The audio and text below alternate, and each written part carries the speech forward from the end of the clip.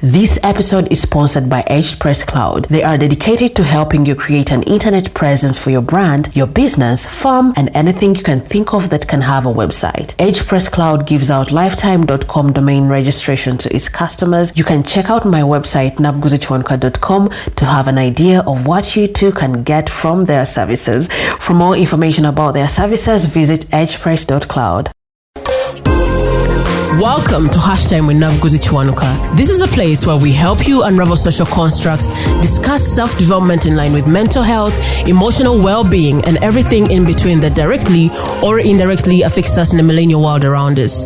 If you're hearing my voice for the first time and are the kind of person who is not scared of being a better version of yourself even if it requires you to contradict who you were 24 hours ago, consider this your virtual home. I'm your host, Nabguzi Chwanuka, and I cannot wait to engage with you in the various conversations.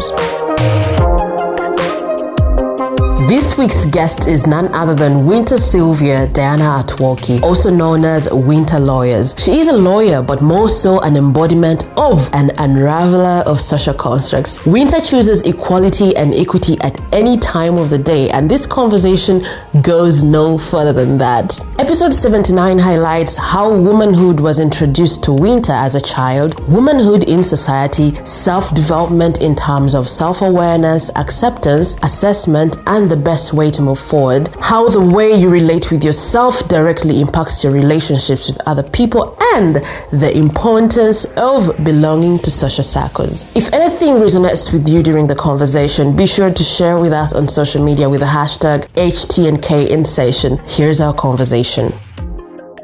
Winter Lawyerz, welcome to Hashtag with Nabguzi Chwanuka. Thank you, Nabguzi. I'm so glad to be here. You are. Oh, you are very calm now. If I knew the noise you were doing. At least I am. Tell us about who Winter Lawyerz is. Winter Lawyerz is by name now Winter Sylvia Diana and lastly Atwooki, given that I come from Fort Portal. Mm-hmm. I'm a practicing advocate of the High Court of Uganda, majorly in family law. That is why I am always associated more with women, interestingly. And yet, the reality is I'm for justice. Whether it's for a man or a woman, come to me and then we roll it. Yeah. The legal profession was quite a journey for me. However, the marking stone started from my father believing in me. That is what I would say. Because I remember one time, I tried out the first time at Law Development Center. Things didn't go well. Oh, that is for you entry? Not even entry, LDC. I'm already at LDC. Oh! And then you're passing the first exams, first term, then there's that second term, third term, and fourth term. Fourth term comes and then LDC feels you are not good enough to be there. Those guys. I know. And then I go home and tell my dad, I'm going to do masters. I no longer want to practice. I say everything. Yeah. Then he looks at me and tells me, you are not going to further any other education until you have a postgraduate diploma in legal studies. So you are going back the next year. Whoa. Basically. But after him being harsh, he sat me down and he told me, you know what? I think all this is a problem. It is not. Oh, yes. Yeah, so that is the only thing that took me back. I was like, okay, I'm not the problem. These guys are the problem. They were the problem. It's very important. It's very important for you to recognize that. And you know, the worst bit was the second time was so smooth that I rarely even gave in my best. I was so comfortable and like I did not have that fear of what LDC is. Those things that everyone tells us, it's this. I was so okay. I even had work. I had my job still. I would even balance it with work sometimes. Yes. You don't say. That is the most interesting bit. And then I would start calling people, tell me when the lecturer is coming, tell me when the PA is about to come. Just like that. But of course, my dad was not aware I was doing. He thought I was full-time at LDC. Yo. Until I passed. And I remember the first call, he was the first person I called when my name was listed. And I told him, Daddy, I'm graduating. Yeah. He was in his office away from the country. That was on I called him on a Wednesday morning and I was graduating on Friday. The list was out on Wednesday and then... That is LDC for you. Then he told me, congratulations, I'm very teary. We're having a party and I'll fly over on Friday. I'll be in the country before Friday. Yo. And I remember at around 4 p.m. he called me. I was thinking adjusting my suit. I don't even remember. Then he told me, don't leave home. I'm coming to pick you and I'm taking you home myself. By that time I'd left home. He took me home very early in the morning. He did not even allow that driver to touch that car. It was an emergency situation. It was so emergency. And interestingly, at that day, I was also graduating with my other cousin. Yeah. So it's my dad who drove us and moved us to those Be Nicer Gardens with my parents and everyone there. And that is how my journey now started. Right. And the next day I had a party courtesy of him. At home, like none of us participated. He just called his friends. He was like, organize me a party. No. So it's even I remember. So I remember the organizer is one of his best friends. He just told me, tell your friends this is the direction. This is the venue. Wow. Be there. That is the only thing we did, interestingly, because I graduated on Friday. Saturday we were headed to a party organized by my dad's friend. This is Tate Yakoramu, man. We do not have meetings even. I know. So that is how I get to the legal profession. But interestingly, at high school I was given a nickname of 17 there by my student, my fellow classmates. Right. Yeah, because I was so argumentative. And then even growing young, my mom would say, you argue like a lawyer, you argue like a lawyer. I even have a very little sister of mine who I thought would come closer to me. I don't know who of us argues better, who argues more. But she took on engineering and I was like, okay. But interestingly, my mom would tell her, you like this one, you like me, you know. And recently we were with my dad. Then he said, where there are those two, this one and that one. Those ones can mislead everyone. They can mislead everyone. Yeah. He was like, we can mislead anyone in their home and then they all listen to us and even believe us. I even thought I was bad company. But that is what really drives me, and that is where we are now. Before getting to the university, was there something that you had interest in? Maybe before you were 12 and then teenager? Yeah, at university, before getting to university, I was a wild girl. It's what I would say at home. I even broke my front tooth. Interestingly, that was when I was thinking 8 years, because I was doing every crazy game. I used to be a keeper with my siblings. Oh, yeah? The boys would play and then I'll be the goalkeeper. You didn't want to be in the pitch? You know, I'll be in the pitch, but I keep and I'll goal keep.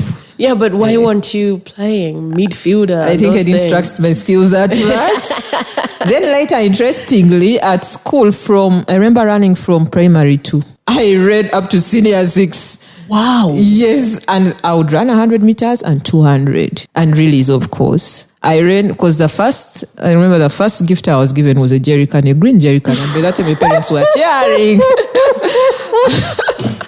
How about those school gifts? I know. Then imagine running for a jerrycan. They started using it to only 1 car glass. I remember around senior 3. Oh dear. I ran and then I was gifted only a glass. I was like, okay. Well, of course with a certificate. But what's so weird is later at university I didn't participate. I don't even know what happened. At university I didn't run. Were there opportunities as such? They were.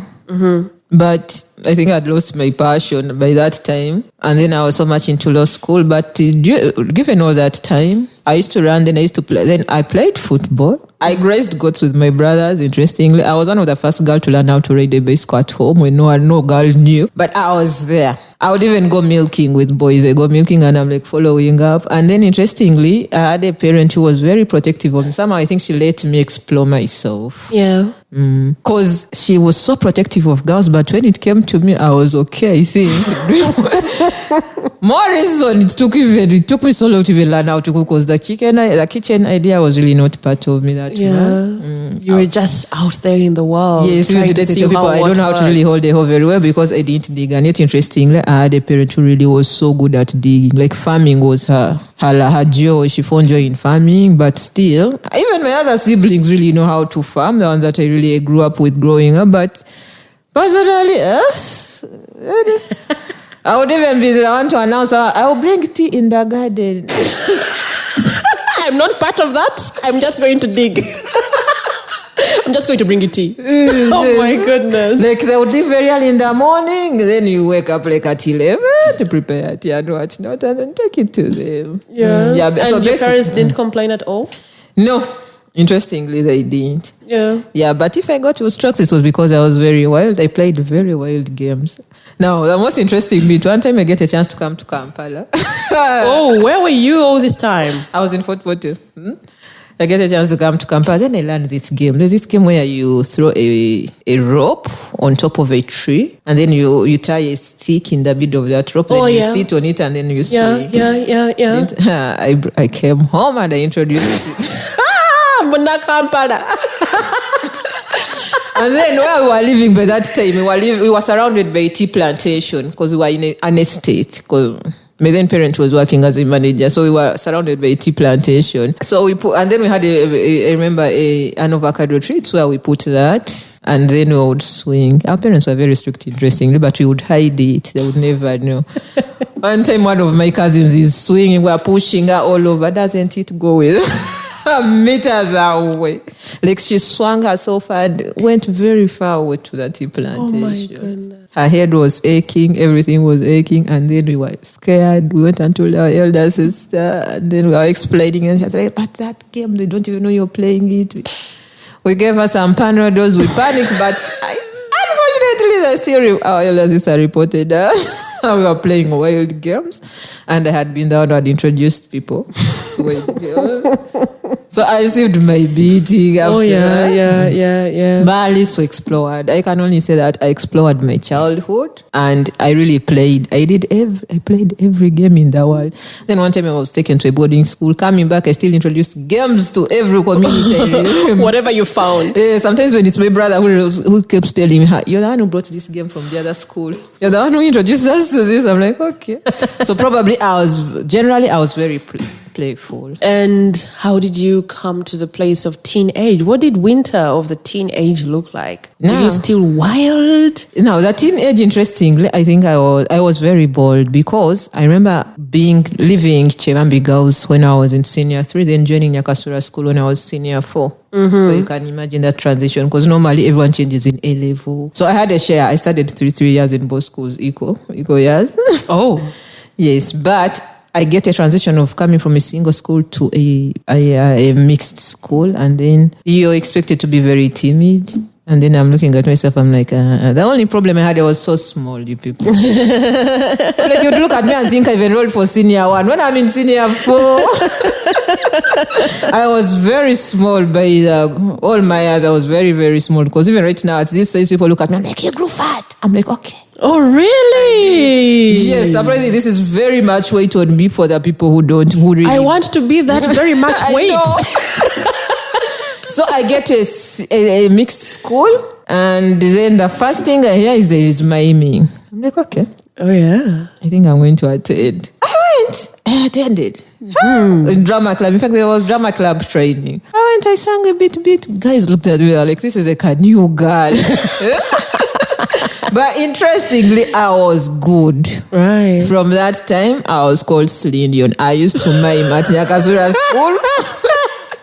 Can you still sing? I don't know. I would mime people's songs. I think I'd do actions on stage, and then people would love it. Mm-hmm. Yeah, but that really gained me enough confidence, and I was loved because of that. You'd be passing by, and then you hear Slindion. Oh, yeah. That is your other name. Yeah, that is what I did. Then later, I became a school editor. I remember I edited the school magazine in Nyakasura. In fact, I think, if I were to be truthful, interestingly, I discovered myself more at Nyakasura school than at Chevambi. Yeah, and so what I wanted to ask you, when you entered Nyakasura and you found boys wearing kilts, what was your impression of that? What could you have picked from it? No, I think being the fact that I studied from Fort Portal schools, it wasn't a culture shocker for me because we would interact with those people, so we knew.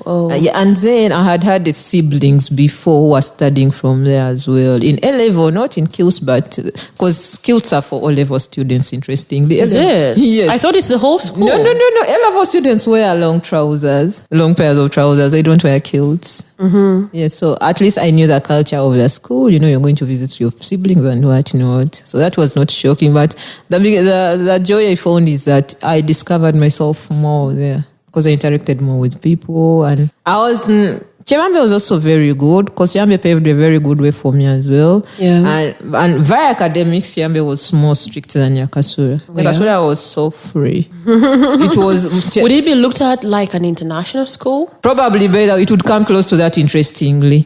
Where you'd be beaten for not attending prep at Chebambe, at Nyakasura there would even be understanding. And in fact, there was an exception. Girls rarely attended prep. Excuse you? Yeah, we rarely went for prep classes in the morning. We rarely. So it was upon you if you wanted. Exactly. Upon how academically interested you. I wanted to be there. I wanted to be there. I wish you had been there. Like, that is the laxity. I mean, I faced the disciplinary committee for dodging prep. Oh my God. Oh, don't remind me. There's even some, like, I remember some teachers really knew me, and then he would stand somewhere at the door in German, and then he would call out your name. It's like, Winter, please welcome. Like, oh my God. It is obvious you're in there. And if indeed I would be in. I would be in. Yeah. But that is what happened. And then I also realized at Nyakasura, our dormitories were never closed. They were open. In fact, we used to laugh that we would open them at the beginning of the term and keep our keys. And then lock them. Look for padlocks when the term is ending. That was the most weird thing I found at that school as well. Like, it was very open. And yet in Chebambe, they used to lock our dorms when we were going for prep. Lock them again when we're finished, like when we're back for that short break. At break time, they would never open them. We would even jump windows to go inside. I know. And then you'll be punished for passing through the window. Lunchtime is when they'll be opened. Then by 2, they're closing them. You'd even leave, if you had classes early, you would come out and see. You come out of class and either sit. Of course, the serious one would be in the library. Yeah. But on our part, you would come and sit and wait for the dormitory prefect to open for you. Like at around 5. Yet in Nyakasura, oh my God. You could just get in and get out. At leisure, as and when you wish to. Wow. But interestingly, we attended mass because we had a service every man. Like, we had chapel. We would meet in the chapel to listen to Newsweek and whatnot, something like that. We called it an assembly. We used to assemble in the chapel every day. And we would do all our things uninteresting. And then on top of that, because the place is very cold, we used to shower hot water. How was this done? We were allowed to move in with water heaters. And then we had something that we called a common room where we would go and heat from.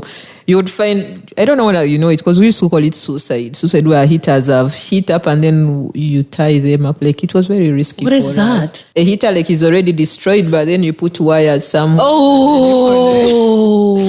And it's water. It's water. Wait, when you say heaters, I don't think they still exist now. I don't know. Yeah, they were coiled, and then you would place exactly inside. Those ones, yes, the ones would place them inside our bathing buckets and then switch on. Like, and then you wait, like, you'd line up like that. That was the most normal thing at that school. Water heaters and kettles were so normal. That was the most weird. Secondary school. I know, yes, but and on top of that, interestingly, the other crazy thing was we used to buy food sold at 300 shillings, Katogo.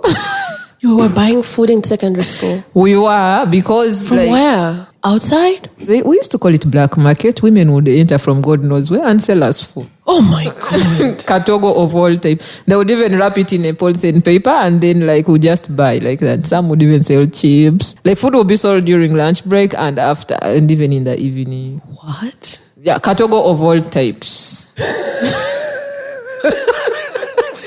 So, teachers used to complain that ladies never wanted to go for supper, for lunch, whatnot. But still, they knew we were covered on the black market. On the black market. That is what we used to call it. And imagine food of 300 shillings. So I don't know right now whether it's still sold. I don't know whether right now they even eat Katogo of that, because we really ate that Katogo so much. Yeah. And that is how we lived our life. That was like our school was really very different from the school I was in. Right. Before. How was a woman presented to you growing up? Being a woman? Now, interestingly, I grew up... Okay, there were 2 homes, but the first home, my first parents, one of them is a very empowered woman, I can say. Growing, I remember one time her and other siblings were coming from the village. You know how you can usually have like 2 homes where you work from and another. Then she found a woman being beaten on the roadside and the other people were walking on. Yeah. She stopped her car and even asked him, why are you watching that man beat this woman? Like, why are you watching? Then they said, she's a wife and all. And I was like, okay, let me also beat him and then I see. That is how commanding she was, interestingly. Yeah. She even shouted at the man, was like, you dare touch her again, I'm going to take you to police myself and everything. Then she talked to the woman. I remember telling her, you see, this man should not shame you like that. Right. You do not deserve to be beaten all over like that. And you witnessed this? Yes, I did. How old were you? I must have been like 12 or 13, I remember very well. And then, of course, after that, I was like, okay. And then I had never seen fights between her and my uncle. Like, I'd never seen any fights between them. So it created a good atmosphere for her. But I remember she was very protective of us. We used not to go to the well. Like, there are things girls didn't do. We never went to the well. Or if we went there, she would determine the company we go with. All our siblings would be very there, and then she would allow us maybe to go. That is if we really had to go. But at most times, boys were the ones who would fetch water. And then the other things that we didn't do usually is they never used to send girls to the shop, to the trading center. Oh.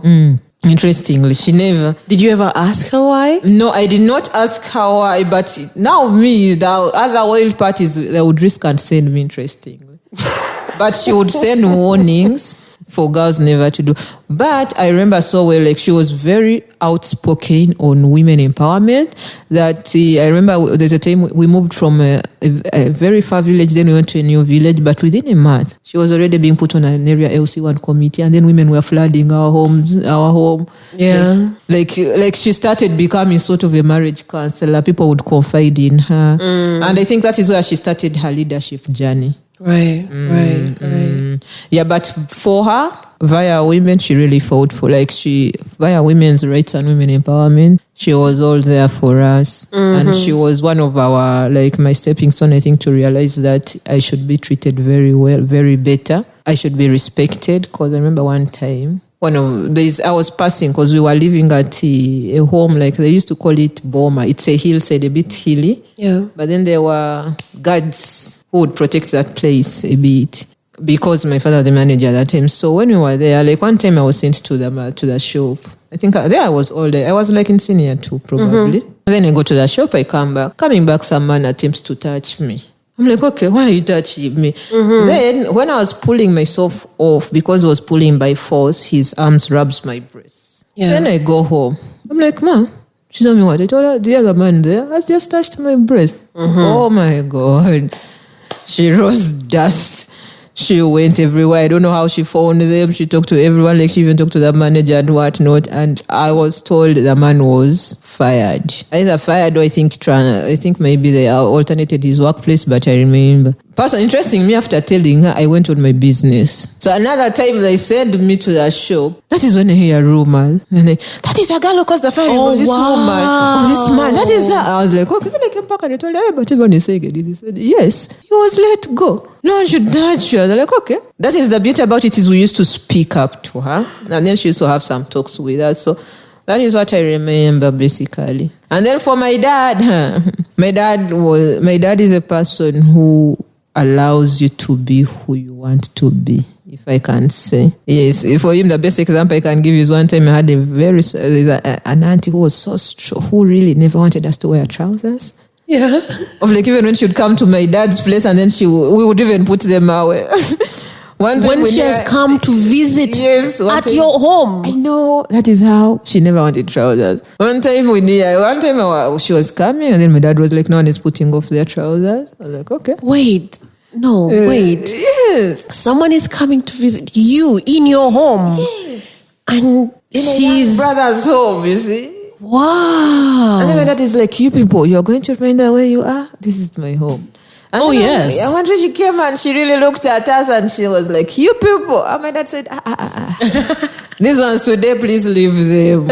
They will wear trousers when they're here, and when they're in your home, they will never wear trousers. Can we settle that? And that is how it was settled, interestingly. So that was my dad. I even used to, I watched, in fact, my love for football comes in when even I watched football with him growing up. Mm-hmm. I went to Nachivovo with my dad. He paid the stadium. Yes. He paid for every ticket in Nambole. But wait a minute. When Uganda Cranes used to play, he would pay for me and I would appear. Hold up. Yes. Were you traveling from Fort Portal? No, at some point there are times when I would transition and then I'll find myself in Kampala, maybe during the holidays. I'll be in Kampala. Yeah. And yes, so...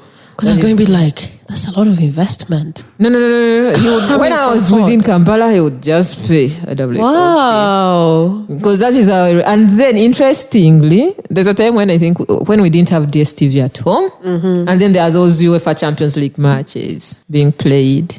You'd go to the Vivanda? Go to the Vivanda. I would sit on a motorbike with my father to go and watch games.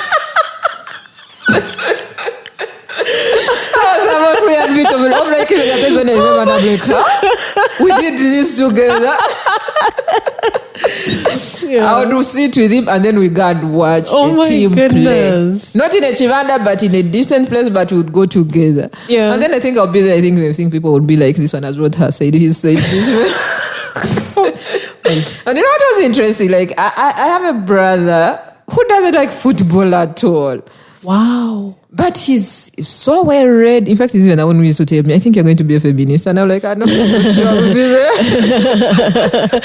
there. Yeah. He's so well read, widely read, as is what I can say. He writes well, better than even I write. But he never never has a team he supports. In fact, he just tells you the winning one is what I will support. He's very well updated, but he's really not a footballer. So I would leave him behind and go, yeah, my dad, we go away to watch football and then I come back. That's when I remember I go, my mom and was like, prepare.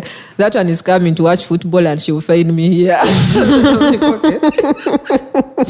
So your primary home, I would say, or your primary parents that raised you did not have this kind of system where you were restricted as a woman or as a growing girl that, hey, as a girl, you can't do this. As a woman, you will not be allowed to do this kind of thing. I cannot say it wasn't there. It was there, but very limiting. It wasn't very strict, surprisingly. Because if I remember very well, I was left to do whatever I wanted. At one point at school, it was speak day. They call it speech day thing. I've never those things of dancing for parents. I know, but I don't know if it is speak or speech. They dared me to dance on sticks. I'm like, okay. I don't even know. I wish there was YouTube. I think they would have videotaped me, something like that. They were two sticks. They are held by two people. Yeah. And then I stand on those two sticks. So the art is, I had to learn the movement. I would push my leg where they push it. Like if they push left, I also push my leg left. If they push right, I push right, like that. But then they would rise it. That is how daring I was. And then they'll be singing that Winter is dancing on the sticks and something like that. And that is what I presented. I remember that day. And my mom was like, you girl, you're so wild. Oh my God. How did you do that? But it took so much training, I remember. And everyone had failed it in my class. By that time I was in primary 3. Everyone had failed to dance on the sticks. And I was like, okay, what do they do? Then I remember asking the person who had introduced that game, I was like, what exactly should we do? They said, do you follow this? And I said, okay, you push me wherever you want. Oh my goodness. So basically I explored. By the way, we had parties. I got expelled. Is it expelled? No, suspended when I was in primary 4. That is so young. What did you do? I didn't want to be beaten. Oh. Yeah, that is how aware of my rights I was. It was late, break time. The bell rang when I'd given the other money to buy pancakes. So I could not leave my money there. Then I would leave my pancakes. Then I get the pancakes. I come back from the trading center and the headmaster is telling me, I saw you at the shop when the bell was ringing. I'm beating everyone. He's beating almost everyone. And then the girls are really crying. And I'm like, but really? I think of home and I'm like, I'll protect me. He told me, if you're not lying down, you're going home. Oh, Jesus. Didn't I just stand? I turned. I said, there's an option of going home. He said, yes. I went home. I remember my mother looking at me and was like, okay, what has happened? Yeah. That I've been told to come home because of this. In the evening, one of my siblings, I remember my brother, brought a suspension sheet. I had been suspended for 2 weeks. That was, I think, I was the first person, I think, to be suspended in my entire clan. Then she read it. She was like, okay, we'll wait after 2 weeks. Now, when 2 weeks passed, we went back. I don't know what she told the headmaster, but she convinced the headmaster that I was a very good person if they can get along with me. That is when the headmaster made me to be a supplier of pieces of chalk in school. Like every morning I would go to his office, pick pieces of chalk. Because I remember he even told me, even when by that time he didn't even know very good English. I just told him, I've come for chalk. Then he told me, no, they're pieces of chalk. Yeah. That is what I remember. So I used to supply them to like classes every morning. Yeah. And interesting, that was a protective way of never being beaten. So that is how we survived. There was never beaten again because like I think they looked at me like either a prefect or I don't know. Somehow I got privileges over that. Yeah. But interesting, I was never beaten for being suspended at all. I was just looked at, I was like, okay, sit. They didn't even have a conversation with you? If she had, I think she must have understood because I don't remember being punished. I only remember being told, okay, we'll go back and see what happened. Yeah. Then she did the talking and just like that. But she used to tell me growing up that that I'm very wild. She used to stretch it so much. She'll say, you're so wild. You're very wild. But interestingly, I'll still be protected. So in my wildness, she had accepted that wild part of it. Yeah. And what is something that is, what are the things that have shocked you when it comes to seeing a woman in society, the views that people hold against women, and even coming to a place of, we would imagine we are very much educated and aware of what we are supposed to do in a place of advancement. What are the things that you still get shocked to hear? There are so much. The biggest shocker is how my dress code calls for a rapist, That one has been like, I have never come to terms with the fact that I'm going to wear something short and I'm comfortable in it. But because you're discomfortable or because you're uncomfortable with what I'm wearing, you have to abuse me. Right. That is the most shocking. And then the act of rape comes from the fact that I have to be undressed either and torn, like my clothes have to be torn off. You see, that is even the first thing. You're not even literally abusing because I'm wearing lace, but because you want even to remove the lace. More like you're seeking for more that I've not shown you. Because even if I've not covered, why are you undressing me? That is I have never come to terms with that.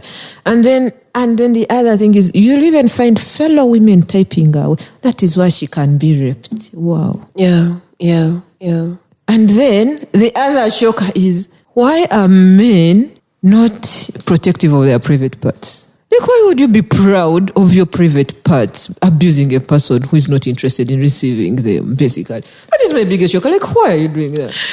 Let me tell you something. Someone told me. Yes. So he sent me a message. I actually talked about it in the Deconstructing Feminism, I think, the episodes last year in Kenya. And someone told me that I should be, because he was surprised I didn't text anything. And then he was like, you were tipsy the other night. I was like, yeah. Because I called him to drop me home. Yeah. And he was like, okay, you don't have anything to say? I'm like, say what? Like, you should be thankful I didn't rape you. And I was like, wow. Excuse you? Like, excuse you? Why should I be grateful for that? Because he was like, because I could have done anything. Why should you have? And I told him, it is animals that do not have control. Their sexuality, Are you asking me to thank you for being a human being? A reasonable human being? Or did he even, does that meaning, was he close to raping you if he really wanted to? Probably. I know. Probably. That you're not even grateful about it. Can you imagine? And interestingly, there are very many sane men out there who are so proud of their sexuality, proud of everything they have, that they will never at any moment undress anyone. Right. And like that because they are entitled to. That is what I find. That is just the most weird. And the other bit is how women own suffering. Okay, how it is celebrated. Oh, yes. I know. The more suffering you endure as a woman, the more womanly you are. Oh my God. Can you imagine? And men have even started, there are even some posts usually I see of where they are saying like she when you find him with nothing, you are better off aspiring for a marriage pattern than when you find him with something. What if I have something and you have nothing? Right. Your potential husband material. I know. Right. Yeah, and then everyone is telling you, you have to build him. What if I'm already built? That's suffering. Can that person build themselves? You attend a wedding and then the biggest thing they say, oh my God, she struggled, she fought for her marriage. At some point she even wanted to leave, but I told her, please stay. This. And then a fellow woman is telling you, you have conquered. Ooh. Because of how much suffering you've taken in. Then when women, after society normalizing your suffering, there are some biblical teachings now.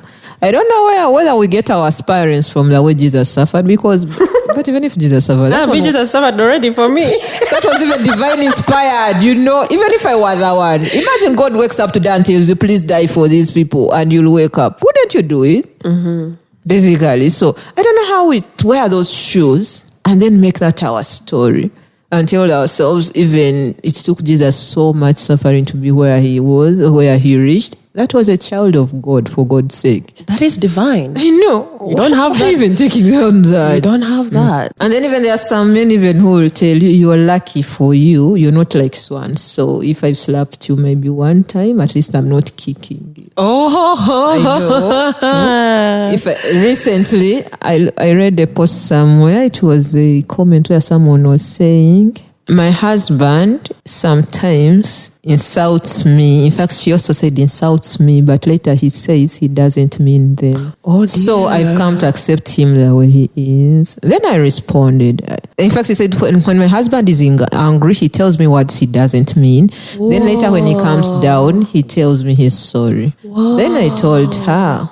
Then I wrote and I responded that I told her that is not good. You do not deserve to be respected like that. The fact that he can afford to say those words when he is angry, he can afford not to say them when he's not angry. He can afford not to say them at all. And then I told her, besides, look at the moment when you're also angry. Do you say those words? Mm-hmm. Then I said, each of us is capable of saying the worst word in history. We are all capable of. But we exercise restraint for the respect. That's right. Dignity. For the people that we love and appreciate. Then later she told me, I will not leave my husband for that. I told her, I'm not asking to leave your husband. She has actually, I'm sorry, but she has actually thought about leaving. By the one, she's not even appreciating the fact and she's putting it on you. Yeah, she told me, I will not leave my husband for that. I told her, please, there is no way I said leave your husband. I just said create a barrier where you have to be respected. Address your concerns to him and tell him, whether you're angry or not, please don't do this to me. Because I can assure you, sometimes we choose to treat people the way they allow us to treat them interestingly. That is true. I'll be very sweet to my sister. Then I'll come at work and shout at someone, you see? Because I do not respect probably my workmate. Just like how I will miss a call looking at it. Exactly. And then someone calls, I'm like, oh my God, I need to pick this call. Exactly, you see? But then who is enabling that behavior? One of you.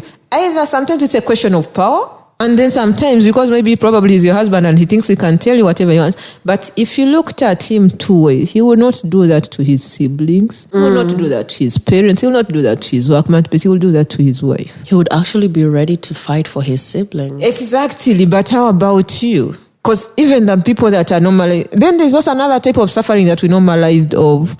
If he's not beating you, please. There are different forms of abuse. There are so many. There is financial. In fact, financial is one of the biggest forms that we really don't want to acknowledge because men have put a wall where they keep telling us women are beggars, they're taking us our money, they're taking our money. So you find we're in a space where a woman who has given in her money is not even able to talk about it. She's very comfortable, but how much should she give in? That is the first question. How much? Yeah. The first thing a woman gets is like, you're just married for God's sake. While for you're looking at buying land, your husband is looking at buying his latest car, the car of his dream. Yeah. And you will invest your money in land, he will invest his in the car. He will have his life he wants. Probably use public means. If he's kind enough, he will either drop you and pick you up. Sometimes he may drop you, or sometimes he may drop the children alongside you. But you see, you're denying yourself the financial freedom because you're a man and you have to carry, because you're a woman, and so you have to carry all that burden on you. Then before you realize it, now you start aiming for construction. Yeah. Probably the two of you pool the resources, but because I'm a woman and my man has to be seen buying things, I'm going to withdraw 2 million and I hand it to him. Then he will go and supervise the workers, he will be on site, he will buy the material. So I'm very protective of myself and of him as well, financially, but it is my money. Yeah. At the end of the day, because remember, when he was buying a car, he bought it in his name. When I was buying land, I bought it in our names. Oh. Because he's my husband, and I cannot buy land in my own name. I think it's even unheard of for a woman to first buy property in marriage on her own name. They're hiding.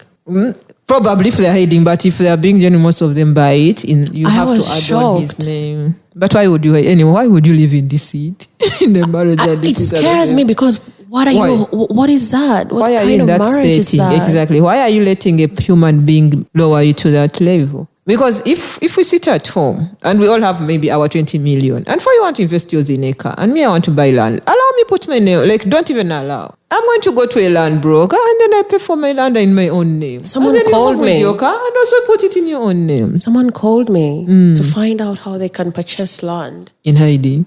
Yeah. So is that a marriage? And she was like, yeah, I still want my marriage, but... You're deceitful, for God's sake. Like the man has refused to construct the house, so I want to buy land, I construct, and then I'll tell him we're renting. I was like, oh my God.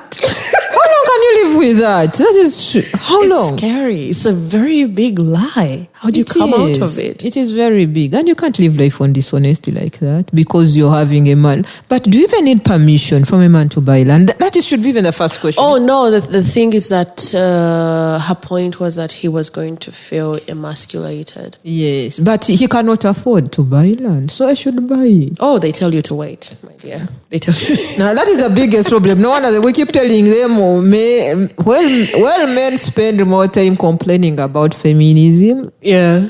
Women aspire for greatness. Understand who women. Understand the fact that we are in the workplaces now. Yeah. And we are going to get these things. Instead of saying boy child has been left out, you relate with the educated girl child. Know what is happening in the girl child. And besides, since time immemorial, boy child has been aspiring for everything good. We have just started right now. Women in America even used not to vote. And we are just here, someone was even going to shout and tell you, affirmative action. That is 30 years ago. Jesus Christ. We are even not close to a century. You're just saying affirmative action? You're forgetting the times when girls were seated and married off and cows were being sold to educate you people. Someone made a comment that it was like a slap in the face. Yes. It was a he. He's Igbo, Nigerian. He posted and he was like, I really don't know what it's like being a Nigerian woman growing up and they're telling you that you don't have space in the home because you're going to get married. I know. And that is where your family will be. And I was like, oh my God, that is actually happening in other people's homes. I know. So I'm less of a woman. I'm less of a person because I'm a woman. Basically, you don't belong to the family you were born into. That is just sad. You are only going to be recognized where you get married. And upon that recognition, you know what's interesting? You wake up as a woman, you carry your father's name. Then after you get married, you carry your husband's name. So where is your name? No, Where is your name, Someone told me my names are so many. I'll only remain with Nabuguzi and I'll add his name. I was like, what are you talking about? Yet they already so many. Why don't I remain with so many and they don't even add on you? No, he said, he was like, why do you have so many names? How long is this? It's a month of me talking to him. And he's like, you have so many names. Wow. When we get married, you drop the other names and you remain with Nabuguzi and add my name. Like, what are you talking about? I'm willing to drop any of the so many. I've been introducing myself with my full name from P1 or even before I was learning who I am. Because I've come to form a union with you, I basically have to be less of who I am and even drop a name. Basically, but that is what we do mostly. Because if you realize, if your parent gave you his name, your father, and your name, your English name probably, and that one, your first name, and then your surname. Yeah. When you get married, chances are high that your surname will be off. Then you'll have your father's name, because mostly we find pride in using our parents' names. And then you have your husband's name as being with the middle, Mrs. Gund.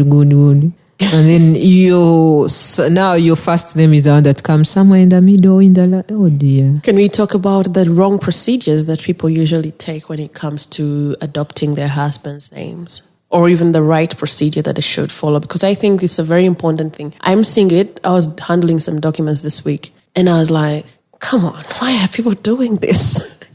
You find that on this document, she is a different name, and on this document, she is a different name. Like, you are basically seeing someone struggling with their identity on documentation without even them telling you. Their ID that is also another thing. Is totally different. Now, these are 3 documents bearing 3 different people.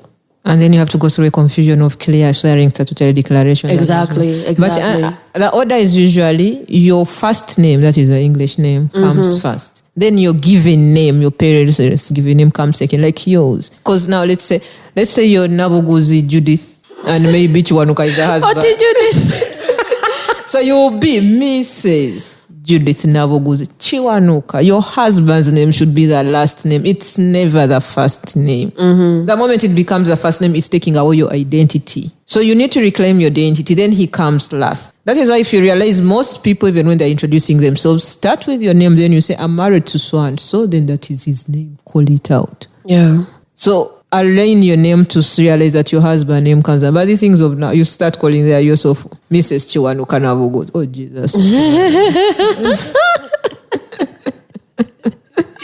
Can you talk about the procedure, the legal procedure for someone to change their identity? Now, changing identity takes there is why you have a confusion of names, probably, where you have either 3 names on your national ID, and then you have 2 names on your academic documents. Yeah. You see? Yeah. Now, the easiest would be, because the national ID is now a legal document already, you would swear a statutory declaration to verify that as much as you have 2 names on your academic documents, your national ID holds 3 names. So you are one and the same person, but you would prefer to be addressed by the names on the national ID. Right. Now, that one is very different.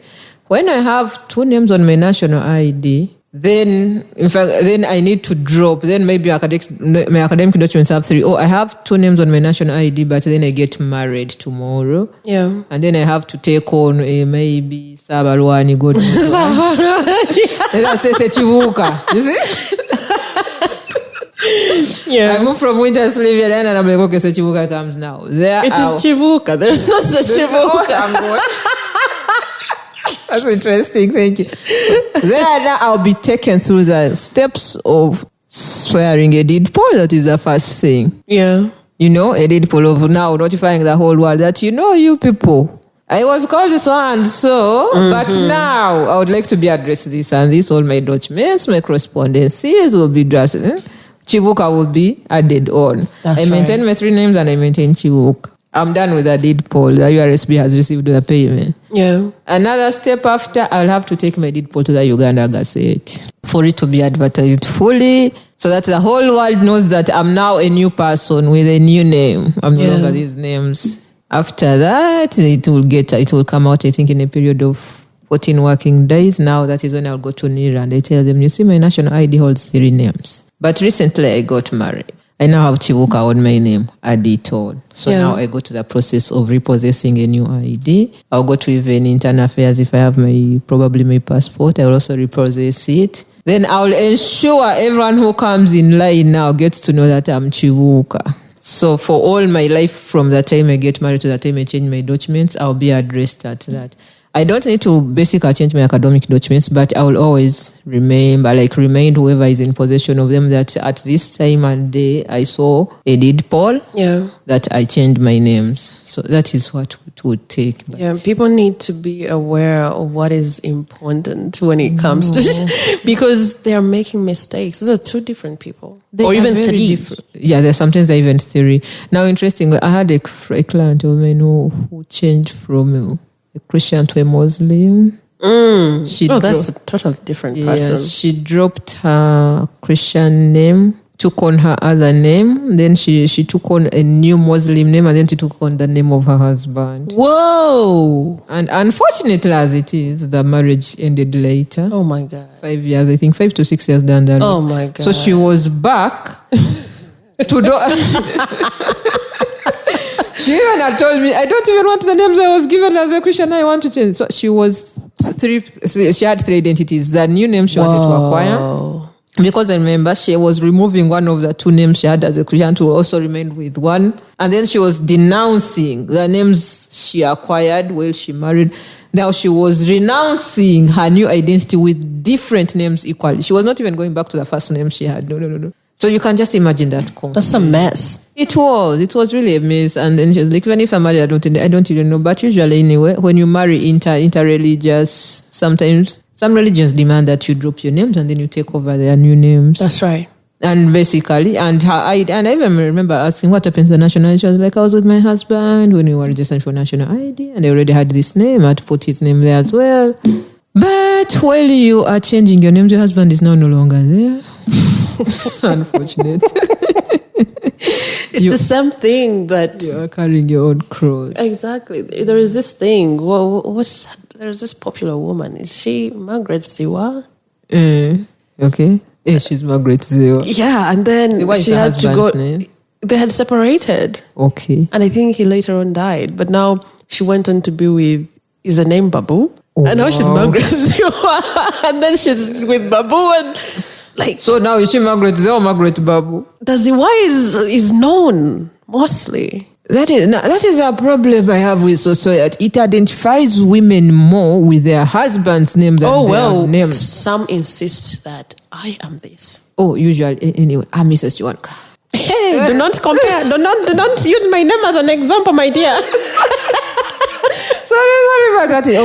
Okay, some make it very intentional that there is no other way they have to be addressed apart from Mrs. So-and-so. That's right. But you're taking away your identity. I still believe a name is an identity. I don't have a local name and I'm usually asked, okay, why didn't your parents, God knows what, and I have to explain. Sometimes I don't explain, but sometimes people ask, will you ever change? But that is the only identity I have currently. So I cannot change my identity. Yeah. Because even if I wanted the local name, it will still be in the English alphabet.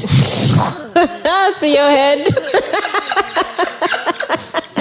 It's not like anything is going to change. It will still be the English alphabet. So, that is what am I changing? My identity really matters so much. And my name is my identity at the end of the day. That's right. Winter, how do you take care of your mental health? I take care of my mental health is I read, I listen to a lot of YouTube, and then I do a lot of sports. Oh my God, that is the most relieving thing I do. I dance when I have a chance. I go dancing. You do? Oh God. Hey.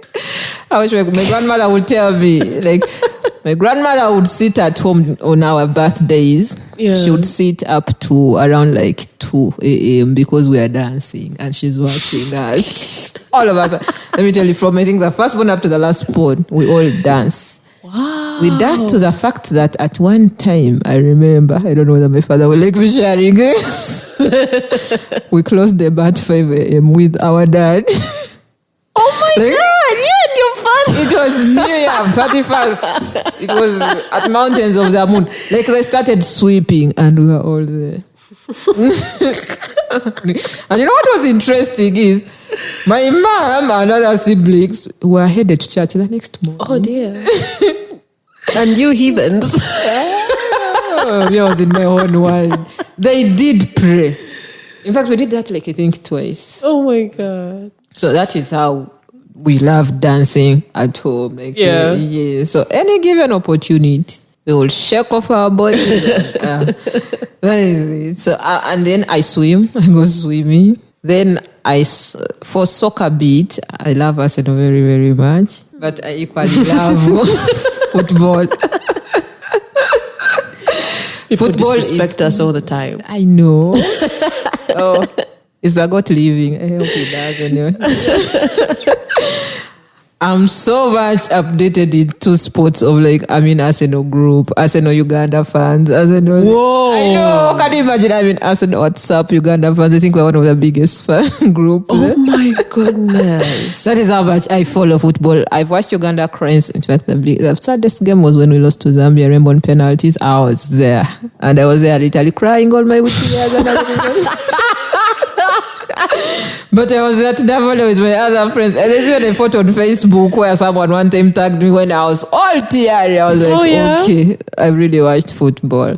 So that is where, interestingly, when I'm watching football, I switch off. All the legal problems are put behind. Yeah. I'm not carrying anyone's problem. At that moment, I'm carrying a problem of, is the goal going to be scored, for God's sake? Yeah.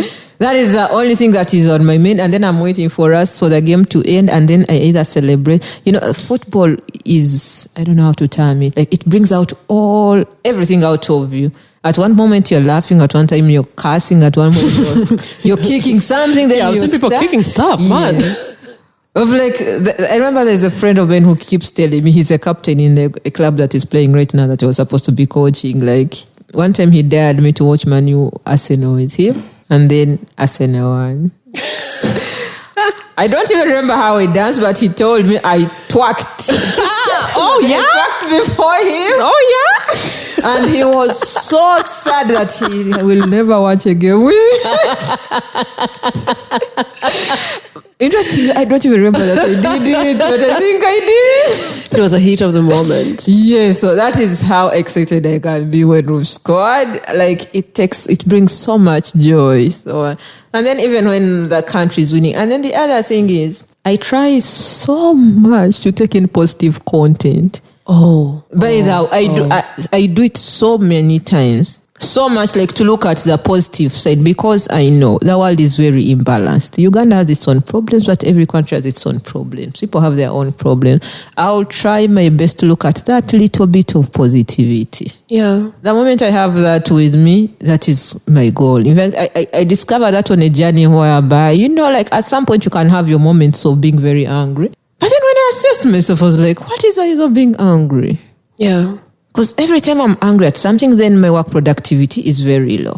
If I chose positivity every single day, it would be the better version of me. That is why and when I chose positivity, I started to love myself very much. Yeah. Like, I found myself like that. In fact, most of my friends will tell you that Kaga loves herself.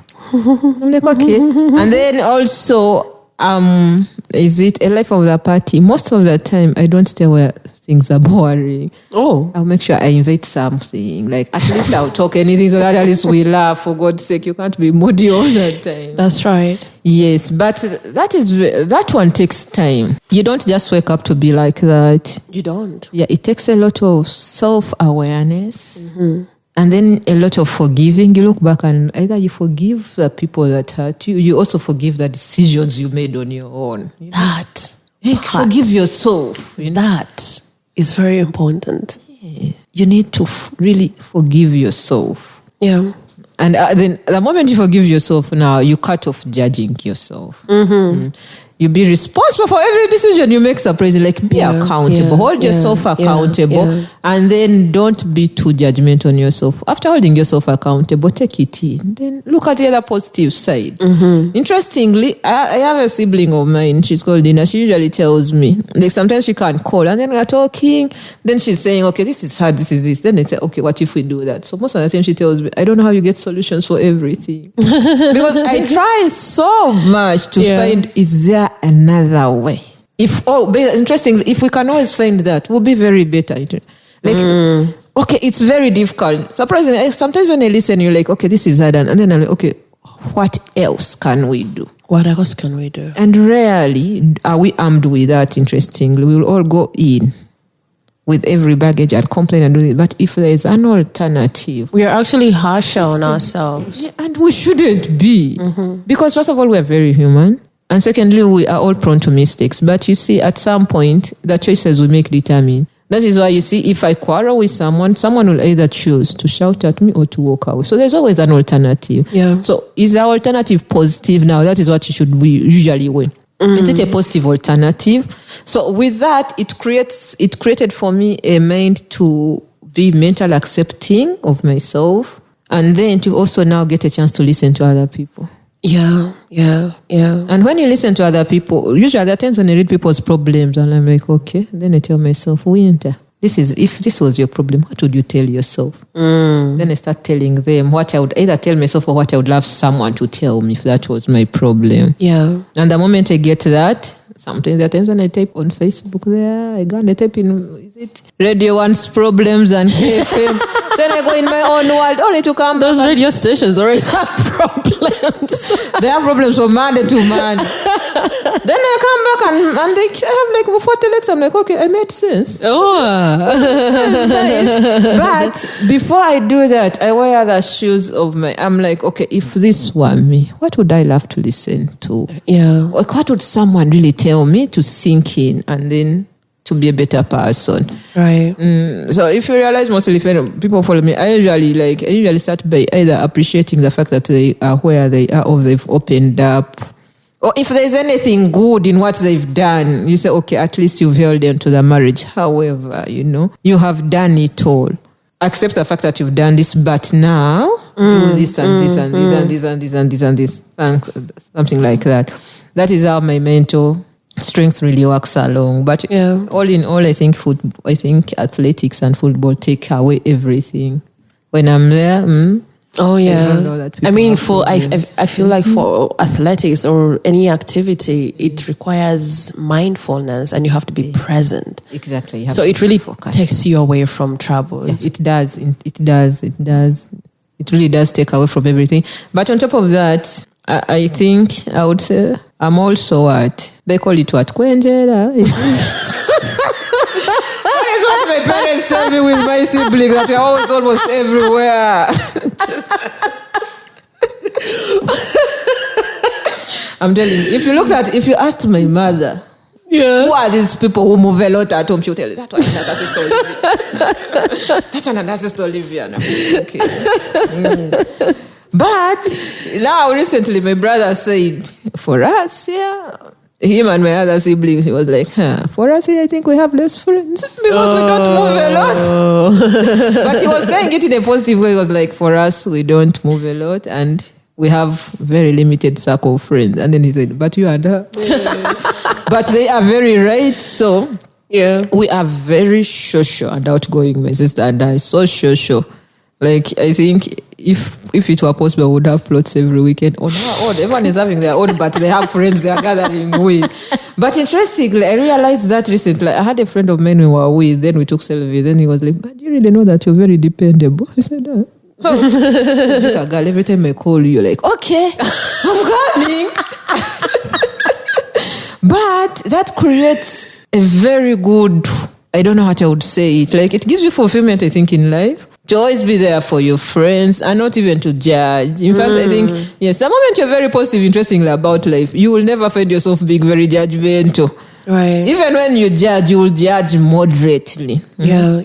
Because if your friend has a problem and they need you, tell them it is okay. I'll be there. Don't create excuses. Like, stop being, first of all, because when I learned what I removed from me after reading so much, and I removed the art of complaining a lot. It is very bad energy to always look at everything wrong. You will rarely find me complaining a lot because I need a solution, for God's sake. Is it there? I will only complain when my work is not delivered. Yeah. But still, what is the other way forward? And why aren't you delivering? But on day-to-day life, So I would really say my mental strength is still the way it is right now. Because I think of the social circle I am. So you see, because today I'm involved in football. Tomorrow I'm running a football team. Another time I'm coaching. Another time I have people in the village telling me, okay, now manager, We are less of 3,000 on our border transport to go and play. And you're like, okay. Yeah. Then another day, your mom is calling you, okay, this weekend is so-and-so's birthday, please come home. Like, okay, I'll be there, you see. Then you have another friend who is telling you, we have a bridal shower, a baby shower for this and this. You're like, okay. You see? But for every single person you meet, take away something from them or give them something. Let them be happy they've seen you. Be happy you've seen them. Learn something, and all of you, like, that is why, like, I'm in so many different things. And like I have very different kind of friends everywhere. I have high school friends. Sometimes now I have a high school group of Nyakasura. Sometimes we also meet. A friend calls us to their home. We all go in without contributing anything. The only thing they need is our presence. Yeah. And we usually plan that like months ahead. We tell people this month we are visiting so and so's home. So you'll go there now. There you'll create. We go back to the school. You see, that is a very new environment. You see now your mental strength is now shifting back to your high school days. Yeah. When you go home in a family home, when you meet a group of ballers, you're also different. Basically, I think that is how I've been able to get along with my mental strength. Right. What are the words that you want someone to walk away with at the end of this episode? I would want someone to realize that they matter. They are worthy. That is the first thing. Wherever you are, you should be worthy enough to realize that it's only you can give yourself that gift of worthiness. There is no one else in the world who can measure how worthy you are. It starts with you. Right. And for every day you wake up with a positive mind, the world will look beautiful at all angles. Wake up angry, everything will be ugly. Wake up positive, everything will be beautiful. If we can always live for that, the world will be a better place for everyone. Thank you so much. For anyone who wants to interact with Winter, check out Winter Lawyerz. Is it on all social media platforms or is it just Facebook? Interestingly, I'm on only two. Which one and which one? Facebook and WhatsApp. Hey! But I'm not surprised. I'm not on Twitter, I'm not on Instagram, I'm not on Snapchat, I'm not anywhere. I'm just on only two platforms. Yeah, you can only find Winter there on Facebook. Basically, that's where I stop at. Where else can they find you? Do you get to share your phone number or is it very private? It is very okay. If anyone would need my phone contact, I'll share one. You can give it to us. Tell one. 0704 887 661. 0704 887 Yes. 601. No, it is 661. 661. Yes. Repeat it before they take my number. Before the wrong one. It's 0704 887 661. Right, that is Winter Lawyerz. Thank you so much, Nabubuzi. My takeaway from this episode is that you are worthy. Whatever you are in society, a woman, a man, you are worthy to belong in that society and nothing else should compromise that. Thank you so much for tuning into another episode of Hashtag with Nabubuzi Chwanuka. If you loved what you heard, make sure you subscribe to Hashtag with Nabubuzi Chwanuka in your podcast platform of choice and be sure to share it with your friends. Be generous. Let your loved ones know about it, your friends and anyone you believe is affected by the millennial world around us. Also be sure to share with us on social media with the hashtag HTNK in session or tag us in your posts. We are at Hashtag with Nabubuzi Chwanuka on Facebook and Instagram, and on Twitter our handle is at HTNK Podcast. If you're looking for more insightful conversations, be sure to check out nabubuzichwanuka.com. Catch you next week, but until then, remember that you are worthy.